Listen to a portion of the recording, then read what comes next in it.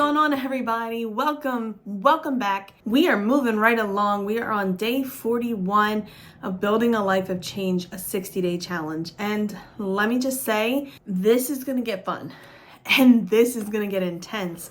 The next couple of days, actually the next two series, are going to be a lot more work than what we've been doing.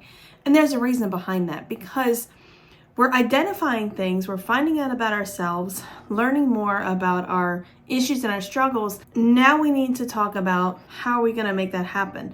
What's holding us back? What's in our way that we can move? This series is what holds me back. What holds you back from making change? A lot of times, what holds us back is just a lot of excuses, right? We talked about that in the last series. But also what can hold us back is things that we can actually change. Again, I'm hoping you're going to the website, because there is a document there that I want you to download and I want you to go ahead and print out for yourself, or you can follow the document and just write it out in a journal somewhere. But this is really going to be crucial that you do some of this work. So why we struggle is different from what holds us back, although they can kind of intersect. So like excuses is something I just mentioned. We use that as why we struggle, as excuses, but it can also be a holdback. So sometimes things are going to cross. But what holds us back, that's a little bit different in the fact that we need to recognize it and let it go. We need to recognize it and move on. So if you saw the title of today's video, you kind of know where we're going. We're going to talk about the past. We all have a past that we're not proud of, right? It can be just pieces of your past you're not proud of, or maybe it's just your past in general you're not happy with. We've all made mistakes. We've all failed.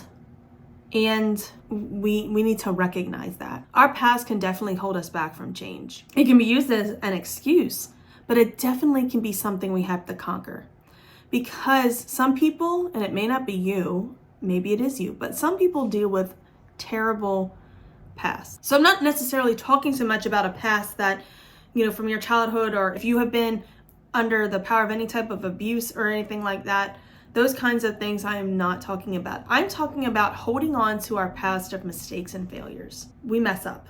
We're human. But listen, mistakes and failings are a part of life. We saw it in, I think it's National Treasure, the Disney movie, where they asked Thomas Edison about the light bulb, and they said, I can't remember the exact saying, but what he basically said was, I learned 101 ways not to make a light bulb, but it only took one way to get it right. Anytime anything has ever been created, to the best of my knowledge, it's never been created on the first try. It's taken multiple things and multiple times and trial and error and learning what to do and what not to do to make something great. It's the same with us. It takes mistakes and failures to make us great. They're a part of life. Mistakes and failures are a part of life. Here's the difference. What we do after we've made the mistake or we've had the failure happen, that's the difference maker. Why? Because you can either continue in the patterns that led to the failure and led to the mistake, or you can grow and learn from it, which means change. You can continue to repeat the pattern. You can continue to do the same thing over and over again, leading to the exact same mistake, the exact same failure, or you can grow and learn and go. And that is what causes change, learning and growing from it, not holding on to it. The issue we have sometimes is exactly that. We allow the past to hold on to us, meaning we have a memory that surfaces in a particular time, or a past relationship that resurfaces, or someone brings up something.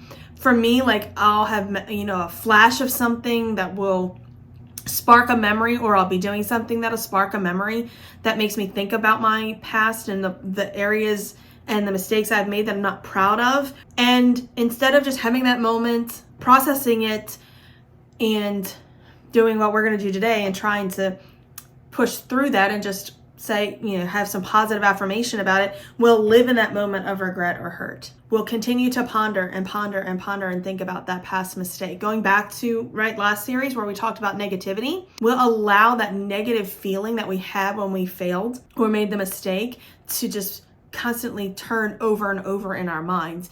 And we'll live in that and we'll sit in that and we'll just not be able to let that go. And what happens is the past wins over us.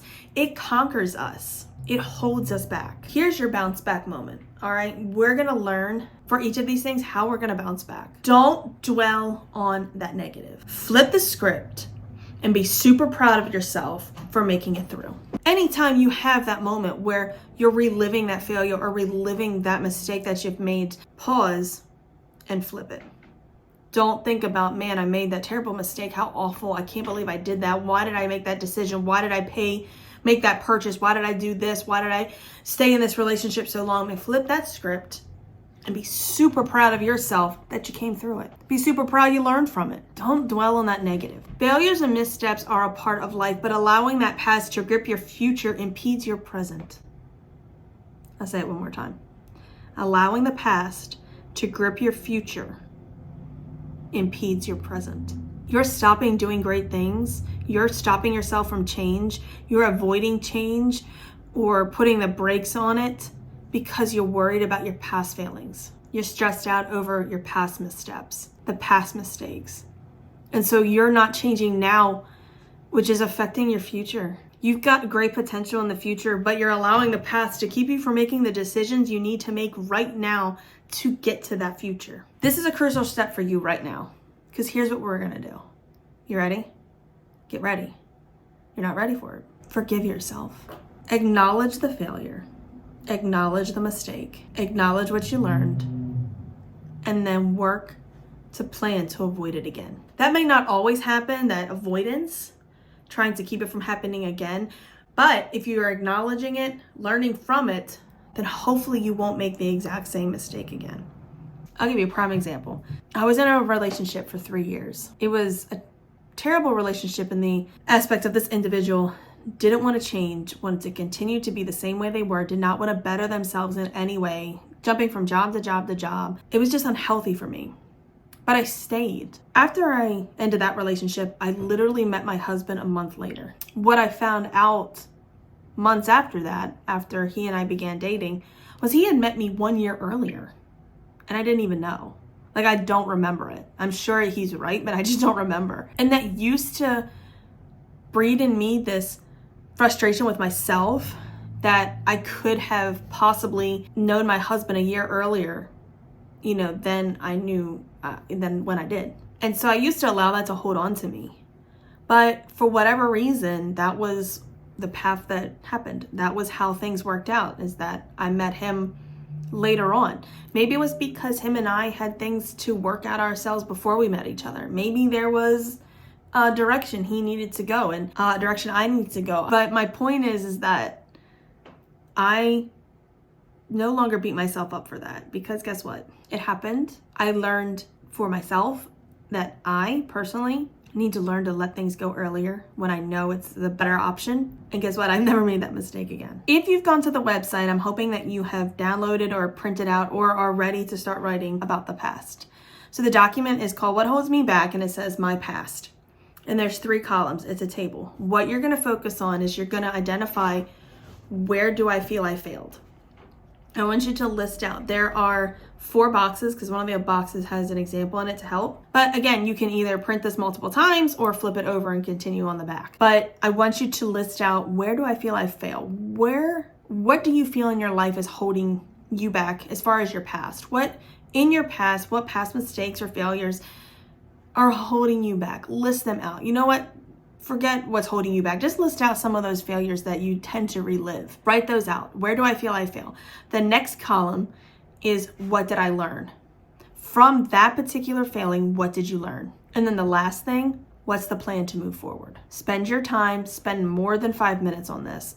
Give yourself some grace and dig in deep and write this all out. And then at the end, you're gonna read it through out loud, and then you're gonna forgive yourself. And you're gonna focus on that last column. What's the plan to move forward? Because that's what you're gonna do. I'm hoping this is helpful to you guys.